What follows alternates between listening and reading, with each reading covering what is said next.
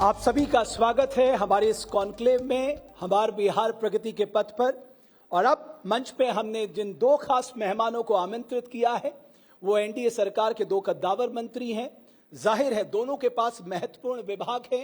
एक के पास है ग्रामीण विकास, यानी अगर हम बात करें बिहार की तो 80% लोग आज भी गांव में रहते हैं। और पथ निर्माण मंत्री जी हैं, उनसे हम जानेंगे कि रोड नेटवर्क के मामले में, इंफ्रास्ट्रक्चर के मामले में बिहार में कितनी प्रगति हुई है और अगले 5 साल का उनका लक्ष्य क्या है बिहार को लेकर। आप दोनों का बहुत बहुत स्वागत है। नितिन नवीन जी, अशोक चौधरी जी और मेरे सहयोगी रोहित मेरे साथ इस परिचर्चा में है। तो शुरुआत नितिन नवीन जी मैं आपसे करूंगा। तो मैं आपको कई बार सुनता हूं, तो एक तो आप बहुत शानदार तरीके से अपनी बात रखते हैं, तो बहुत ही अच्छी बात है। बट आपने कहा, जब आपसे पूछा गया कि साहब आपके यहाँ पुल क्यों गिरते हैं, तो आपने कहा साहब हम एक पॉलिसी लेके आए हैं क्योंकि पुलों की मेंटेनेंस की पहले कोई योजना आपके पास नहीं थी। तो सर हम पुल बनाते गए और हमने कभी ये ध्यान नहीं दिया कि इसकी मेंटेनेंस का क्या होगा या कितने समय में इसको मेंटेनेंस चाहिए। इतनी मतलब अब हमें लगा जब लगातार एक के बाद एक पुल गिरे तब जाके हमें समझ में आया। देखिए, केवल एक ब्रिज का विषय है अगवानी घाट, कई एक ब्रिजेज का नहीं है। और ब्रिज पॉलिसी क्यों बनानी पड़ी, ये आज नहीं कि पहले ब्रिज गिरना शुरू हुआ तब पॉलिसी बनना शुरू हुआ, ऐसा नहीं है। एक चीज समझिए, बिहार में जब माननीय मुख्यमंत्री नीतीश कुमार जी ने सरकार संभाला 2006 में 5 में, उस समय आप ब्रिजेज के बारे में कल्पना भी नहीं कर सकते। जो यहाँ का पुल निर्माण निगम था वो बंद पड़ा था। उस संस्था को पुनर्जीवित करते हुए मुख्यमंत्री सेतु निर्माण योजना से लेकर ब्रिजेज का, बिहार नदियों का राज्य है। यहाँ पर हर छोटे छोटे दूरी पे आपको एक कोई ना कोई नदी का धार या नदी की मेन चीजें रहती हैं। ऐसे सिचुएशन में ब्रिजेज की बहुत आवश्यकता थी और मुख्यमंत्री जी ने उस कल्पना को आगे बढ़ाया और उस कल्पना के आधार पर चीजें बनी और मुख्यमंत्री सेतु निर्माण से लेकर बड़े बड़े ब्रिजेज भी बने। अब जिन ब्रिजेज के अगवानी घाट की बात छोड़ते हैं, जो छोटे ब्रिज जो 50 साल पहले से बने हुए ब्रिज थे, छोटे छोटे पुलिया थे, उनका भी रख रखाव की बात आने लगी, क्योंकि आप 10-15 साल के बाद हर चीज का एक डिटोरिएशन होता है।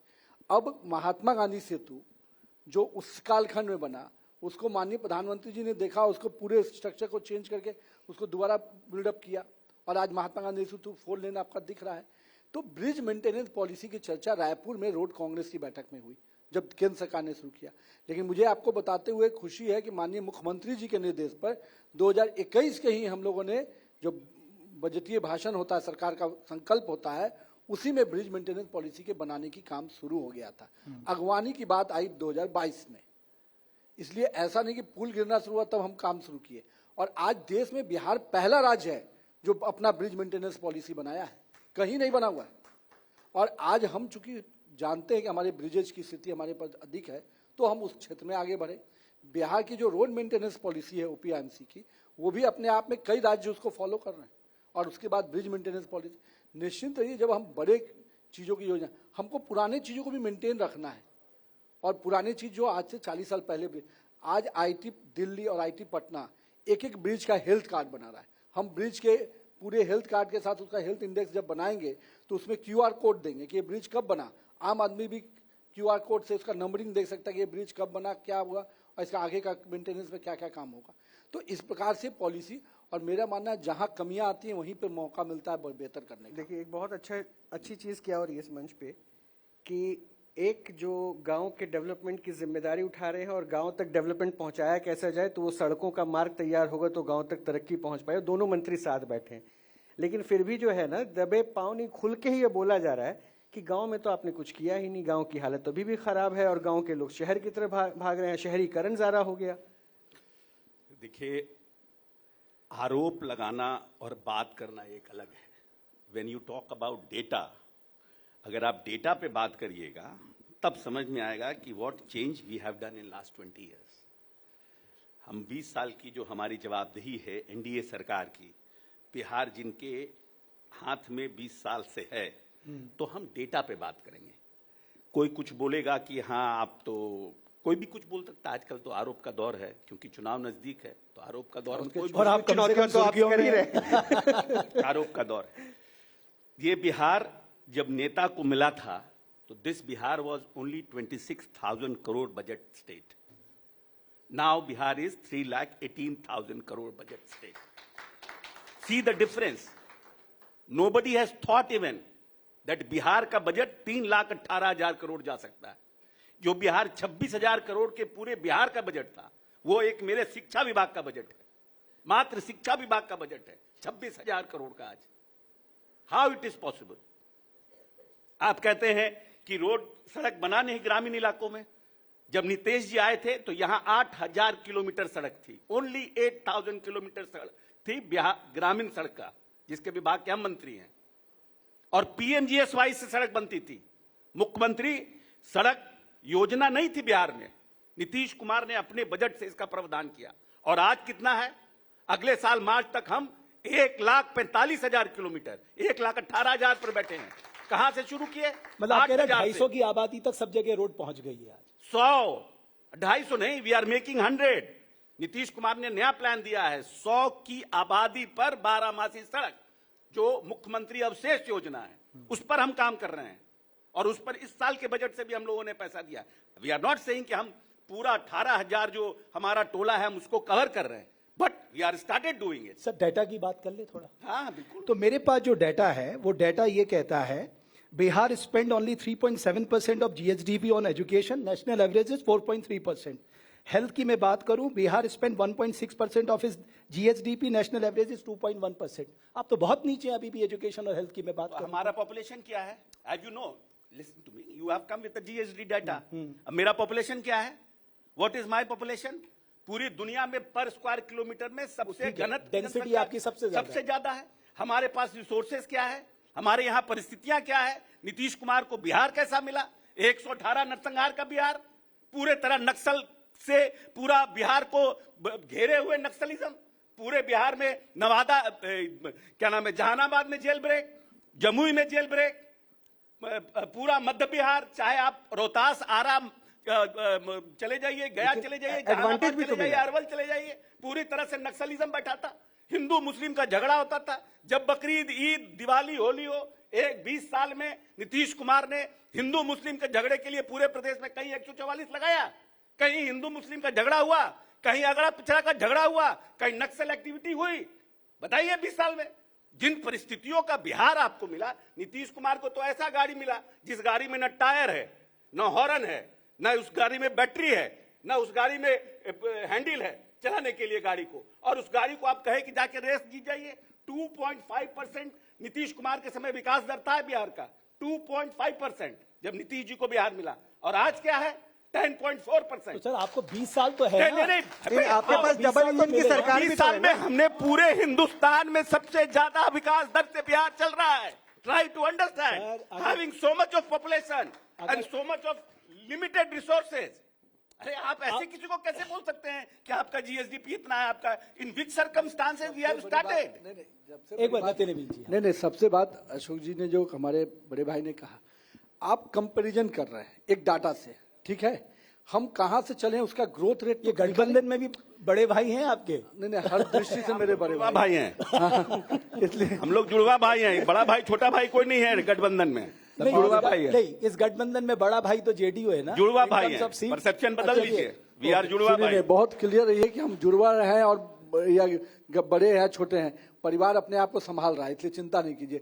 दर्द होगी दूसरे को, जिनको इस पीड़ा में लोग रहते हैं कि बड़े भाई, छोटे भाई या जुड़वा भाई सौतेले भाई बन जाए, तो वो सौतेले भाई अब नहीं बनने वाले। चिंता से मुक्त रहिए आप। दूसरा विषय जो आपने कहा, एक चीज हमेशा याद रखिए, बिहार के परिप्रेक्ष्य में आप लोग डाटा लेके आते हैं, definitely we respect that data, we have the commitment की तो हम भी उस नेशनल एवरेज पे जाएं। लेकिन हम कहां से चलें, ये कहां तक पहुंचे हैं, ये जो ग्रोथ है, इसको आपको जरूर, जिन राज्यों से आप कंपैरिजन कर रहे हैं, जिन चीजों में आज आप बोल रहे हैं कि हमारे पास 12 से ऊपर मेडिकल कॉलेजेस खुले, मात्र 2 मेडिकल। आज हर जिले में इंजीनियरिंग कॉलेज हो गए, मात्र 6 इंजीनियरिंग कॉलेज थे। आज बिहार एक ऐसा राज्य है जिसके पास 2 एम्स है, पहले किसी राज्य में, दोनों ही एनडीए की सरकार के समय का ही सौगात मिला। आखिर आप किसको जोड़ रहे हैं? आज रोड इंफ्रास्ट्रक्चर की बात बड़े भाई ने कही, आप बताइए 8,000 से कोई 1,40,000 किलोमीटर पहुंच रहा है, उसको किस ग्रोथ रेट पे आप कैलकुलेट करेंगे? जहां से मिला जो जैसा चीजें, मैंने कहा पुल निर्माण निगम, ये निगम बोर्ड बना के पुराने माननीय हमारे जो अभी आजकल घूम रहे हैं युवा बन के, वो डिफंक कर चुके थे, बोर्ड निगम की सैलरी नहीं दे सकते थे। आज वो निगम दूसरे राज्यों में भी काम ले रहा है। ये है बिहार की यूएसपी। अरे सर, आपकी बात सब जगह सही है, आप दोनों लोग, वो प्रॉस्पेरिटी कहाँ है in terms of per capita income? फिर आप कहेंगे आबादी ज्यादा है। आ जाइए 7,000 रुपया पर नीतीश कुमार ने पर कैपिटा इनकम उठाया था। 7,000। Let me finish. Please. You have asked about per capita income. Let me explain it. You have also done the homework. We are also done our homework. Sir, आपको तो सब कुछ आपको तो पता सब है। पता होगा। आप नीतीश कुमार ने इस बिहार को 7,000 पर कैपिटा इनकम पर लिया था 2005 24 नवंबर, और आज पर कैपिटा इनकम जो इकोनॉमिक सर्वे ऑफ इंडिया है 66,000 रुपीज है 20 साल में। तो इज दैट नॉट कि we are not working on per capita income? Is that सरकार जो है कैसे हम पर कैपिटा इनकम की तरफ आगे बढ़ें, और हम कैसे अपने जो आम है 46% लोग गरीबी रेखा के नीचे थे, 46% नवंबर 2005, आज 16% लोग हैं। तो ये 30% लोग पर कैपिटा इनकम का इंक्रीज कैसे हुआ? ये गरीबी रेखा से ऊपर कैसे आए जब हम काम नहीं कर रहे हैं? तो अरे मैं अशोक भैया, इसमें एक चीज आपको और बताइए, जैसे कि पर कैपिटा इनकम कैसे बढ़ता है? 23,000 करोड़ का बजट वाला बिहार का पर कैपिटा इनकम और आज 3,17,000 करोड़ का बिहार, उसका पर कैपिटा इनकम तो ऑब्वियसली यही ना ग्रोथ का मानक है। आप जो उसको पर कैपिटा, आज इंफ्रास्ट्रक्चर में, आज आप देखिए, केवल मैं रोड इंफ्रास्ट्रक्चर, मैं जिस डिपार्टमेंट में देखता हूं, बिहार में 4 लाख करोड़ का काम केंद्र की योजना से चल रहा है। ये 4 लाख करोड़ के जो लेबर्स होंगे, जो इंप्लॉय होंगे, जो इंजीनियरिंग सेक्शन होगा, ये डेवलपमेंट का ग्रोथ का रेट यही पैमाना होता है कि कितना आपके यहाँ इन्वेस्टमेंट आया। आज 1,86,000 करोड़ का इन्वेस्टमेंट प्लान हुआ। आज बड़ी बड़ी कंपनियां हमारे यहाँ इन्वेस्ट करी हैं, हम लोगों ने उसको एम्प्लॉयमेंट से जोड़ा। आप कह रहे 1,86,000 करोड़ का इन्वेस्टमेंट आपके राज्य में आ चुका है, ग्राउंडेड हो चुका है? जी, एमओयू हो गया। एमओयू नहीं, ग्राउंडेड कितना हुआ सर? एमओयू तो 4 लाख करोड़ का हो जाता है। यही बात आपको मैं समझाना चाह रहा हूँ कि हम कहाँ से चले थे। क्या पहले बिहार कोई आना चाह रहा था क्या? हम खुद यहाँ से पढ़ाई करने के लिए बाहर चले गए, समझे? ये वो बिहार था जहाँ बिहार के बाहर जाते तो आपको अपमानित कहा जाता कि बिहार ही आ गया। आज वो नहीं है। आज बिहार के किसी देश के कोने में जाइए, बिहार का हम पूछेगा कि आपके यहाँ मेरीन ड्राइव कैसे बना, आपके यहाँ डबल डेकर कैसे बना, आपके यहाँ बिजली कैसे घर तक पहुंचा दिया, आपके यहाँ आज छोटे छोटे इलाकों में छोटे छोटे अस्पताल कैसे खुल गए। ये बिहार है। देखिए, बदलाव को प्रशांत किशोर और आरजेडी और कांग्रेस क्या बोलता है उससे मतलब मुझे नहीं है, न एनडीए सरकार को। आज जीविका की बहनें किसी राज्य में उठा लीजिए, 1,40,00,000 बहनों को जीविका के इस प्रकार से जोड़ा गया, उससे क्या पर कैपिटा इनकम में फायदा नहीं होने वाला है? आज हमारी बहनें 10-10 रुपया से कलेक्शन करके, सरकार ने 30-30,000 रुपया उसमें रिवॉल्विंग मनी दिया, सरकार ने दिया हर सेल्फ हेल्प ग्रुप को। और आप सोचिए कितने, करीब 1,40,000 सेल्फ हेल्प ग्रुप हैं बिहार में। तो मैं कि ग्रोथ की जो पैमाने हैं और जो लोग उस रूप में कैलकुलेट करते हैं, मैं तो देखा हूं कि बिहार में रोजगार के अवसर की बात, मुख्यमंत्री ने 11.5 लाख युवाओं को अगर रोजगार गवर्नमेंट में दिया है, हिम्मत किसी को चुनौती करता? तब ना मैं समझता कि गलत आंकड़ा है। 38 लाख प्राइवेट सेक्टर में दिया है, हिम्मत तो किसी को चुनौती करके देखे। आपके मंच पे भी कुछ लोग आएंगे, पूछिएगा कि डाटा क्यों नहीं चुनौती करते हो? चलिए, मैं थोड़ा सा इसको माहौल को रिलैक्स करता हूँ, क्योंकि डेटा खेला बहुत हो गया। रमेश के पास भी अच्छे डेटा, आप लोग भी डेटा पूरा याद करके आए। मेरे को थोड़ा सा अलग डेटा जानना है। माइक आप जनता को रिप्रेजेंट कर रहे हैं और जनता को बताना चाह रहे हैं अब कोई रिस्क करके, जैसे आपने होमवर्क किया है। हम ये बताना चाहते हैं क्योंकि हम लोग जिस पार्टी से आते हैं कि हम तो अपनी अच्छा लग रहा है सर, ये कम से कम ये अगर आप कागजों में भी वो डेटा अगर लोगों के बीच में रख रहे हैं ना, तो चलिए डेटा के उस भारी शब्दों में भी जो है ना अच्छी चीज आ रही है। लेकिन मैं सरल इसमें लेके चलता हूं, क्योंकि देखिए मैं बिहार से हूँ, मूलतः बिहार से हूँ, तो इसलिए मैं बिहार की चीजों को जानता हूँ, खास करके उस मिथिलांचल क्षेत्र को अच्छे से जानता हूँ, जहां से मखाना यहाँ के टेबल पे सबके पास रखा हुआ है। यहाँ मौजा पहन के भी मखाने के खेत में जाते हुए लोगों को देखकर आप लोगों ने राजनीति शुरू कर दी थी। नाम लेना आप लोग ले लीजिएगा, आप लोगों का काम है। तो मखाना के किसानों को लेकर भी कुछ पॉलिसीज वगैरह तैयार कर रहे थे, आप लोग बात तो कर रहे थे, लेकिन सर इस पॉलिसी मेकिंग में इतना टाइम क्यों लग गया? क्योंकि आपने कहा ना 20 साल, डबल इंजन की सरकार, डबल एडवांटेज आप लोगों के पास है, फिर भी मखाना। क्योंकि अगर आप दिल्ली में 50 रुपए का एक पैकेट या कहीं 50 का पैकेट खरीदे, इतना सा मखाना आता है, और मखाना किसानों की हालत क्या है वो सब देख रहे हैं। तो क्या पॉलिसी मेकिंग में देरी हो गई समझ में आने में? नहीं, देखिए ऐसा है कि ये बिहार जब हमारे पास आया था नेता के पास, तो 700 मेगावाट बिजली की खपत थी, ठीक है। 2005 में इन्होंने बिहार को लिया। तो फर्स्ट व्हाट यू डू, आप लग्जरी ब्रांड का कपड़ा पहनिएगा क्या बेसिक इंफ्रास्ट्रक्चर ठीक करिएगा? तो पहले तो उन्होंने मूलभूत संरचना बनाया कि जो बेसिक्स हमारा है वो मेरा करेक्ट हो। तो 700 मेगावाट बिजली की शुरुआत करके आज 8,800 मेगावाट बिजली पर डे बिहार खर्च कर रहा है। 8,800 megawatt, just think over it, 700 per day megawatt and 8,800 megawatt. जो इंफ्रास्ट्रक्चर हमारा था, जो पुल था, जो हमारे गरीबों के, जो हमारे यहाँ फल था, सिस्टम था। अब आप देखिए, आप बोलते हैं कि आपने देर कैसे कर दिया। कृषि रोड मैप 1, 2, 3, 4, 4 कृषि रोड मैप हुआ। धान में हम डबल आए, मक्का में हम 2.5 गुना आए, सब्जी में हमने अपना उत्पादन दुगना किया, हमने एमएसपी दिया। पहला बार एनडीए की सरकार आई जिसने पैक्स के थ्रू सरकारी दाम पर धान खरीदना शुरू किया, फिर गेहूं किया, फिर अब दलहन शुरू किए। हम अपने आप को, मछली हमारे पास आता था क्या नाम है, आंध्रा से, मछली पे हम अपने आप को आत्मनिर्भर किए, अंडा पे हम अपने आप को आत्मनिर्भर किए। जो बिहार भारत सरकार की बीमारू श्रेणी में था, वो बिहार पिछले 5 साल से कृषि का सबसे बड़ा पुरस्कार, इस देश का कृषि क्रम पुरस्कार लेने का काम किया। जैविक खेती पर हम लोगों ने जोर दिया, हमने जैविक कॉरिडोर बनाया। उसके बाद हम लोगों ने मक्का के साथ साथ हम लोगों ने इस पर भी काम शुरू किया। नीतीश कुमार आज से 10 साल पहले कह रहे थे एथेनॉल लाइए, एथेनॉल के लिए इनिशिएटिव किए 15 साल पहले, लेकिन नहीं हो पाया उस समय एथेनॉल। अब तो है। शाहनवाज जी आए, भारत सरकार से बात हुई, एथेनॉल अब शुरू हुआ, लेकिन उसका फायदा हमको मिल रहा है। चीनी मिल का क्या हो गया? जो बिहार का चीनी मिल भी एक इंडस्ट्री का हिस्सा हुआ करता था, कटोरा था, वो उस पे कहाँ काम हो पाया? क्योंकि चीनी जो ईख का जो हमारा, क्योंकि जब किसानों पर प्रॉफिट ज्यादा बढ़ने लगा, जैसे अब आप कहिए कि हमारे यहाँ पूर्णिया में जूट होता था, जूट मिलें बंद हो गए, जूट का प्रोडक्शन बहुत कम हो गया, क्योंकि उसमें जो लेबर ओरिएंटेड जो जूट का प्रोडक्शन है, उसके जगह पर लोग मक्का लगाने लगे, उसके जगह पानी फल सिंघाड़ा लगाने लगे। कैश क्रॉप है, कैश क्रॉप है। तो अब उसके चक्कर में जूट का जो प्रोडक्शन कम हुआ, तो जूट की फैक्ट्री उसी तरह से ईख के प्रोडक्शन में। लेकिन फिर भी हम लोग जो हमारी जो मिनिस्ट्री है वो उस पर हमेशा प्लान कर रही है। अभी जो हम लोगों ने, आपने कहा कि टाइम क्यों लग गया, इंडस्ट्रियल पॉलिसी जो हमारी आई है अभी 1 मंथ बैक जो इंडस्ट्रियल पॉलिसी आई है, हम नहीं समझते हैं कि पूरे हिंदुस्तान में इस तरह का कोई इंडस्ट्रियल पॉलिसी है कि हम जिस तरह से अट्रैक्ट कर रहे हैं। हमने जॉब ओरिएंटेड इंडस्ट्रियल पॉलिसी लाया है कि जो आप जॉब करिएगा तो आपको हम जमीन भी फ्री देंगे, बिजली भी फ्री करेंगे, और आपको हम सब्सिडी भी देंगे, और हम जीएसटी भी माफ करेंगे। तो इट इज वो तो आपको देना ही पड़ेगा, तभी तो लोग पैसा लगाएंगे भाई। कोई भी पैसा लगाने आएगा। कहा अशोक भैया ने, ये पोजीशन में हमको आने के बाद आज हम ये कर पा रहे हैं। ये मैं जो कि आज जिस पोजीशन की बात, यहाँ तक पहले कोई रोड नहीं है तो कोई इंडस्ट्रियलिस्ट आएगा क्या? नहीं आएगा। कहीं पर अगर बिजली नहीं पहुंचेगी तो कोई इंडस्ट्रियलिस्ट है? मैं भी गुजरात गया, आप लोग भी गुजरात गए, और भी कई महाराष्ट्र जाइए, जो भी इंडस्ट्री, हैदराबाद, सब ने अपने आप को मिनिमम कट ऑफ से पहले पार किया, तब इन्वेस्टमेंट आया, तब जाके लॉ एंड ऑर्डर, इन्वेस्टमेंट, ये सब अपने आप में एक ऐसा चीज रिलेटेड है कि जब तक उस वन विंडो सिस्टम हम लोग बोलते हैं, वन विंडो सिस्टम क्या है कि आपको वन डोर में उनको लैंड भी न जाए। बड़ा लैंड बैंक बनाया है सरकार ने, करीब 15,000 एकड़ से ऊपर लैंड बैंक बनाया है। अब जब हम लैंड बैंक बनाएंगे, हम बिजली देंगे, रोड देंगे, then only we can think for investment. अब इतनी लैंड दी तो पीएम मित्र टेक्सटाइल पार्क आपको नहीं मिला, इसका बड़ा दुख है।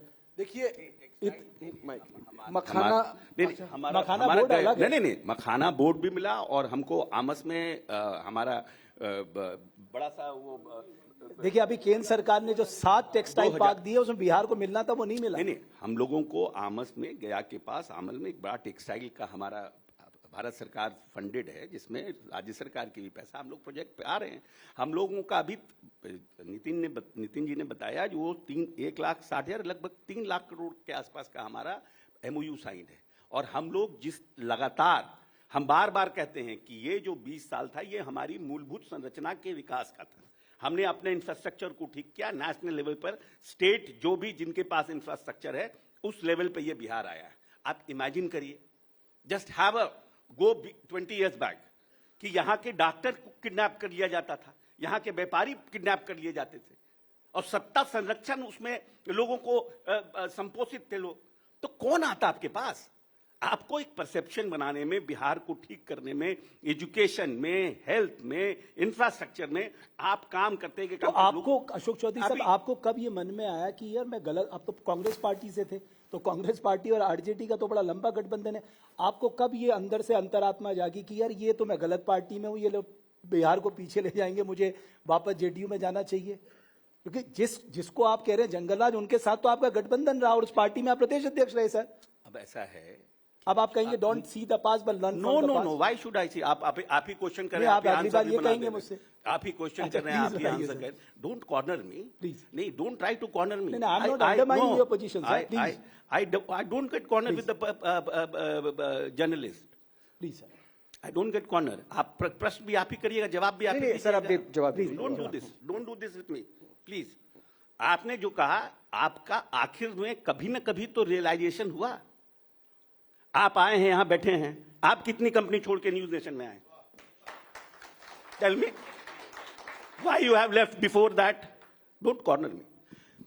जिस दिन हमको ये एहसास हुआ कि Nitish Kumar ji is the ultimate leader of the state, मैं 360 किलोमीटर पैदल चला भूमि अधिग्रहण बिल के खिलाफ, और जाके मैंने सोनिया जी को कहा कि लालू प्रसाद यादव के साथ ये पार्टी नहीं बढ़ सकती है, you have to have an alliance with Nitish Kumar.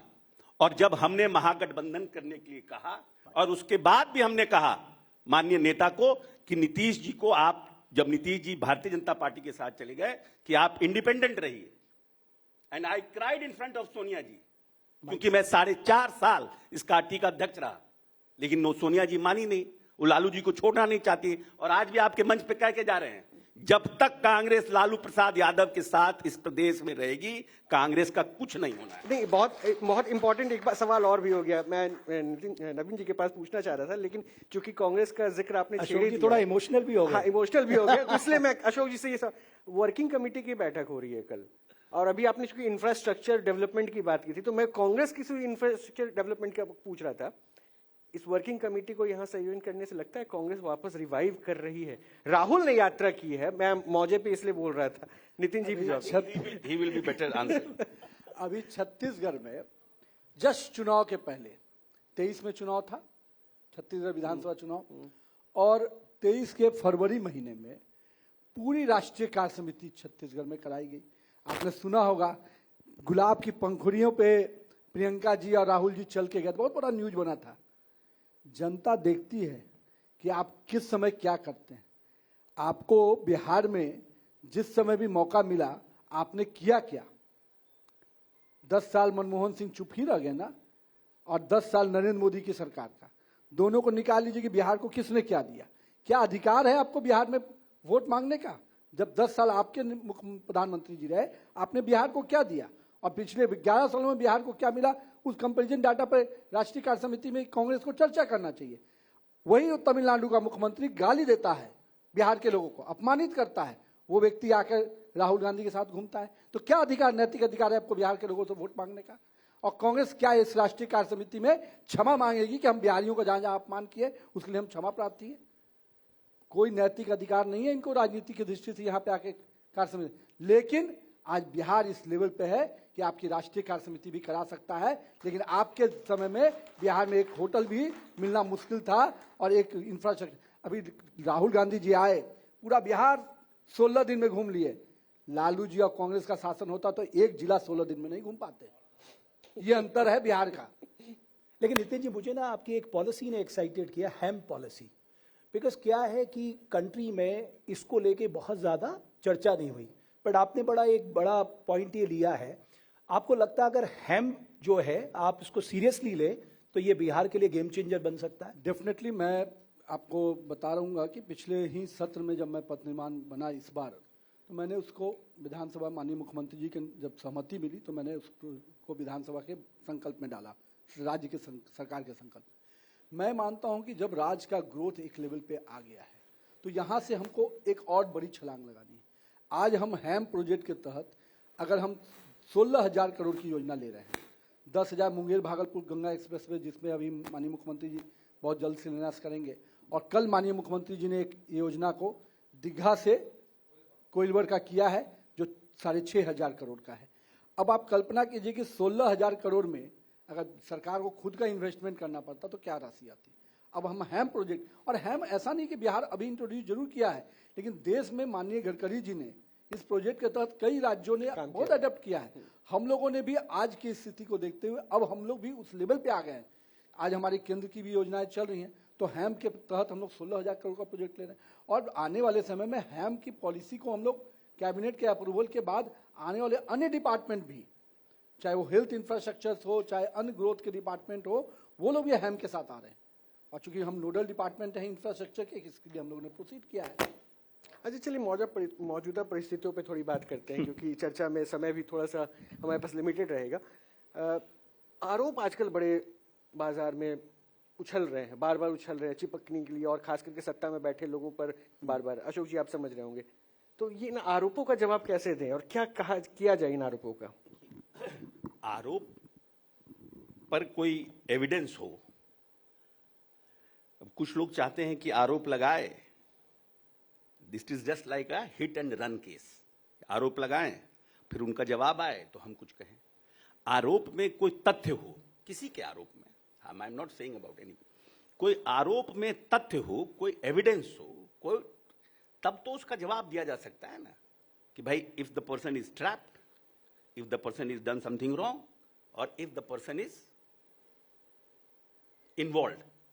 अब बिना किसी जो चीज ऑलरेडी पब्लिक डोमेन में है, उसको आप सेंसेशनलाइज करके, संवेदनशील बना करके किसी के बारे में आप कह रहे हैं, उससे क्या मतलब है? बट सर, आप बिल्कुल ठीक कह रहे हैं कि कोई भी आके कोई बयान देते, बट आपके पार्टी के लोग, फॉर्मर मिनिस्टर आर.के. सिंह साहब, आपके जेडीयू के प्रवक्ता, वो तो खुद कह रहे हैं कि साहब आप क्लीन आइए, आप रिबटल करिए। अगर आपको आज सिन्हा साहब आए थे, उन्होंने कहा कि साहब मानहानि का दावा करना चाहिए। कोई कैसे किसी व्यक्ति के खिलाफ इस तरह की बात कह सकता है? कि मानहानि की चिंता जिसके ऊपर आरोप लगा है उसके ऊपर है? पहले बताइए, जिसके ऊपर आरोप लगा उसके ऊपर ना मानहानि का है, उसका मान मर्दन हुआ ना, तो वो स्ट्रैटेजी बनाएगा ना। बिल्कुल, वो आप ही के लिए कह रहे थे, वो स्ट्रैटेजी बनाएगा ना, बनाएगा कि नहीं बनाएगा? He will make a strategy ना, how to proceed against this, how to go about legally, how to condemn him.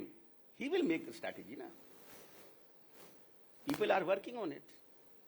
आप ये इस मंच से कह रहे हैं कि आप उनके खिलाफ कोर्ट जाएंगे? क्या ऐसे बैठे रह जाएंगे हम? पहले भी गए हैं कोर्ट, उनको पहले भी हुआ है सम्मन, ऐसा थोड़ी है। इसके पहले भी इन्होंने आरोप लगाया, उसमें भी हम कोर्ट गए, डिफेमेशन सूट फाइल किए, उनको सम्मन हुआ है। वो तो ये भी कह रहे हैं कि कोई पर्सनल थोड़े ना, उनके पास आधार है इसलिए वो आप पे आरोप लगा रहे हैं। कौन? वही जो आपके ऊपर आरोप लगा रहे हैं प्रशांत What किशोर। is आरोप? तो ये तो आपको जवाब मांगना चाहिए ना। है क्यों हम बोलेंगे कि आपके साथ किसी के साथ इलिटरेट रिलेशन है? अब अब जवाब दीजिएगा, हाउ यू विल डिफेंड? तो फिर कोर्ट पहुंचने वाली टीम को क्यों तैयार कर रहे हैं? हम डिफेमेशन सूट फाइल करेंगे ना। अरे हम फाइल करेंगे ना, आपके कुछ भी कोई किसी पे बोल देगा। सर, ये आप जो आपका आप पे और आप सार्वजनिक जीवन में है, बिल्कुल। तो और हम दूसरा क्या है कि हमें नहीं, हम तो देखिए हमारा काम है पूछना। जब पार्टी के अंदर से ये स्टार्ट होने लग जाए, आपको क्वेश्चन करने लग जाए, आपकी इंटीग्रिटी पे सवाल उठाने लग जाए, तब तो आपको पब्लिकली आके बताना होगा। उसके लिए वही हम तो कह रहे हैं ना, there is a process, no, there is a process कि उसको किस तरह से हम लीगली डिफेंड करेंगे अपने आप को। जो चीज में आरोप में दम नहीं है, वो कह रहे हैं। संजय जायसवाल जी ने उनसे प्रश्न पूछा तो कह रहे हैं कि 4 टर्म के एमपी हैं, कह रहे हैं कि कुत्ता लोगों को भौंकने से हम जवाब नहीं देते हैं। Why he is not answering to it? Why he is not responsing to 7 question of Sanjay Jaiswal? Tell me. भाई आप एक व्यक्तित्व हैं, तो आप दोहरा चरित्र नहीं रखिएगा ना। आप एक के सवाल का जवाब एक्सपेक्ट कर रहे हैं और दूसरा जो आपसे सवाल कर रहा है उसका जवाब में कह रहे हैं कि ये कुत्ता है, टुच्चा है। What is this? मतलब वो कह रहे हैं कि आप वो सिलेक्टिव अप्रोच लेके चल रहे हैं। बिल्कुल, डेफिनेटली नो अप्रोच लेके मैं क्यों कह रहा हूं? आप देखिए ना भाई, संजय जायसवाल जी ने जो सवाल किया उसके ये 7 क्वेश्चन का कहां जवाब दे रहे हैं? एंड ही इज एक्सपेक्टिंग कि हम जो सवाल किए जो बेसलेस है उसका आप जवाब दीजिए। और पार्टी में जो कुछ बुकर जो रमेश बाबू इशारा कर वो तो उनका ठीक है। उनको जवाब कैसे देंगे? नहीं नहीं मेन प्रॉब्लम क्या नो सर? नो नहीं लेट मी चौधरी साहब दिक्कत हम जो कह रहे हैं वो ये नहीं है कि उन्होंने क्या कहा, पब्लिक क्या सोच रही है। प्रॉब्लम ये है कि पार्टी के अंदर जब इस तरह की नहीं, बातें क्यों नहीं? उठने लग पार्टी- जाए ये तो अच्छी फिर बात है आपके ना। लिए तो नहीं, नहीं, क्यों? बेहतर- आपका तो चैन छिनना लाजमी है। क्यों क्यों चैन छीनेगा? कोई है ही नहीं। जिस चीज में वो तो उसका तो प्रॉपर जवाब दिया जाएगा ना, उसका तो proper there is everything has his own time. It is not that कि Prashant Kishor has alleged against me for the first time. Earlier also he has done it. Earlier also I have filed a defamation suit against him. 18 को इन्होंने press conference, 17 को इनको सम्मन हुआ है, फिर इन्होंने किया है, फिर इनके ऊपर फाइल होगा. ठीक है। नितिन नवीन जी, प्रशांत किशोर जी की बात करें, उनका ये कहना है कि उनसे किसी ने पूछा भाई फाइट किसके बीच में है, वो कहते हैं कि हमारे और एनडीए के बीच में फाइट है। उनका बस तो बना हुआ है भाई, चर्चा तो हर जगह ही है। आप उन्हें किस तरह से आंक रहे हैं? क्योंकि ये भी कहा जा रहा है, टेक्निकली देखा जाए, अगर वो वोट काटते हैं, जो अगर हम वोटर एनालिसिस भी करें, वो आपके वोट में ज्यादा सेंध लगा सकते हैं। सबसे पहले तो मीडिया के माध्यम से जो व्यक्ति बना हुआ है बाजार में, उसके जमीन में कितना ताकत है मैं देख रहा हूँ, ठीक है। पर इस गलतफहमी से दूर आइएगा, ये फर्जीवाड़ा वाला जो खेल दिल्ली में चला, बिहार में नहीं चलने वाला है। और आप दम निश्चिंत रहिए, ये जो खेल खेलना चाह रहे हैं, मैनेजमेंट और राजनीति दो चीज है। प्रबंधन करने का आप कौशल शुरू किए थे और आपको गलतफहमी है कि आप राजनीति भी उसी तरीके से करेंगे, पहली बात। और दूसरी बात, क्या बोना जब आप बांट रहे हैं, आज ये बड़ी बड़ी बातें बोलने वाले लोग क्या हम पर 75 आरोप लगा सकते हैं? कभी पूछिए उनसे कि ये एटीएम कार्ड क्यों बांट रहे हो जनता, गरीब जनता के बीच में, जो कभी एक्टिव नहीं होगा। आप कभी सुने थे कि एटीएम कार्ड रखिए और इसी एटीएम से आपको पैसा आएगा? कभी किसी ने सोचा होगा बिहार देश में? ये फर्जीवाड़ा वाला व्यक्ति से आप उम्मीद क्या करते हैं?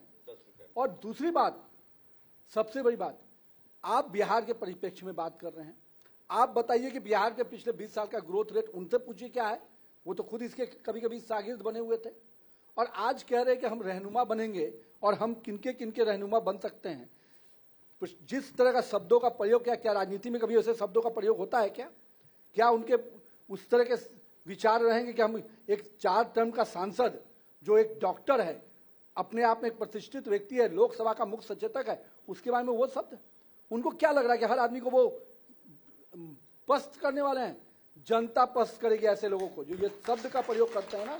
मैं बहुत, अरे हम लोग भी क्रेडिबिलिटी लेके काम कर रहे हैं। अगर वो तो कह रहे हैं कि जो भी मेरे खिलाफ बोलेगा मैं उसकी पूरी कुंडली खोलूंगा। अरे सुनिए ना भैया, वो तो गलतफहमी में हम लोग नहीं है, ऐसे ऐसे कई लोग आएंगे फिर जाएंगे। मेरा एक चीज कहना है, ये जो लोग घूम रहे हैं, ये बिहार की चिंता कितना करते थे, कभी देखिएगा। इनके पर्सनल इनका जो खेल सब है, उसी पर जवाब दे देते ना। 24 में पार्टी का गठन की बात कर रहे हैं, 22 में हिसाब किताब शुरू कर दिए। नितिन जी, वैसे जो आपने कहा ना कि पर्सनल होके वो कर रहे हैं, तो नीतीश कुमार को भी लेकर तेजस्वी लगातार मुखर रह रहे हैं, वो भी तो पर्सनल अटैक कर रहे हैं। कौन? नीतीश कुमार को लेकर तेजस्वी लगातार अटैक तो कर रहे हैं कि राजनीतिक मर्यादाएं अलग अलग होती हैं। मैं अभी भी मानता हूं, राजनीतिक रूप से आप जो भी विरोध करते हैं मैं उसका स्वागत करता हूं, लेकिन शब्दों की मर्यादा खत्म। जिस प्रकार से तेजस्वी के सभाओं में, जिस प्रकार से प्रधानमंत्री को गाली देना, जिस प्रकार से प्रशांत किशोर के शब्द, जनता नहीं देख रही है क्या? बिहार की जनता बराही चाय के दुकान से लेकर चौक चौराहे पर चर्चा करती है। ये गलतफहमी मत रही है कि मैनेजमेंट करने से चुनाव निकलता है। एक एक चौक चौराहे पर चर्चा होती है, कौन किस रूप में जा रहा है। आज जो लोग लाठी पिलाने वाले लोग थे, आज कलम फेंक रहे हैं। कलम का भी फेंकने वाले लोग को सजा मिलने वाली है, क्योंकि कलम का महत्व ही नहीं समझे। सरस्वती का प्रतीक होता है, इसको फेंका नहीं जाता है। तो अब सोचिए कि इनके सोच में क्या है। तो तेजस्वी यादव और प्रशांत किशोर से हम क्या उम्मीद करेंगे? बिहार की जनता, हम अपने काम के बल पर जा रहे हैं और विकास का जो पैमाना, जो लकीर खींचा है नीतीश कुमार और नरेंद्र मोदी की सरकार में, जनता उसके साथ है। ये चंद लोग के आने जाने से कुछ फर्क नहीं पड़ता। आप कह रहे प्रशांत किशोर आपके लिए कोई सीरियस कंटेंडर नहीं है, आप उनको रिजेक्ट कर रहे हैं सीधे सीधे? मैं 100% आपको इस बेटी पे कि हम अपने काम के बल पर जनता के बीच में जा रहे हैं और हमारा काम निश्चित रूप से गरीब, महिला, किसान, युवा सबके बीच में है। और निश्चित रूप से हम उसके बल पर जनता के, हम हर 5 साल में जनता के बीच में गए। जनता ने हम लोग को मैंडेट दिया, तब ना यहाँ बैठे हैं। कोई 20 साल में खाली एक बार रिन्यूअल हुआ क्या? हर 5 साल पर रिन्यूअल होता है। नीतीश जी, भीड़ तो उनकी सभाओं में भी दिख रही है और वो तो खुले मंच पे कह रहे हैं कि इसी बिहार में लाठी पिलावन रैली होती थी, इसी बिहार में महारैला होता था। 2004 में भी महारैला, 2003 में भी महारैला हुए।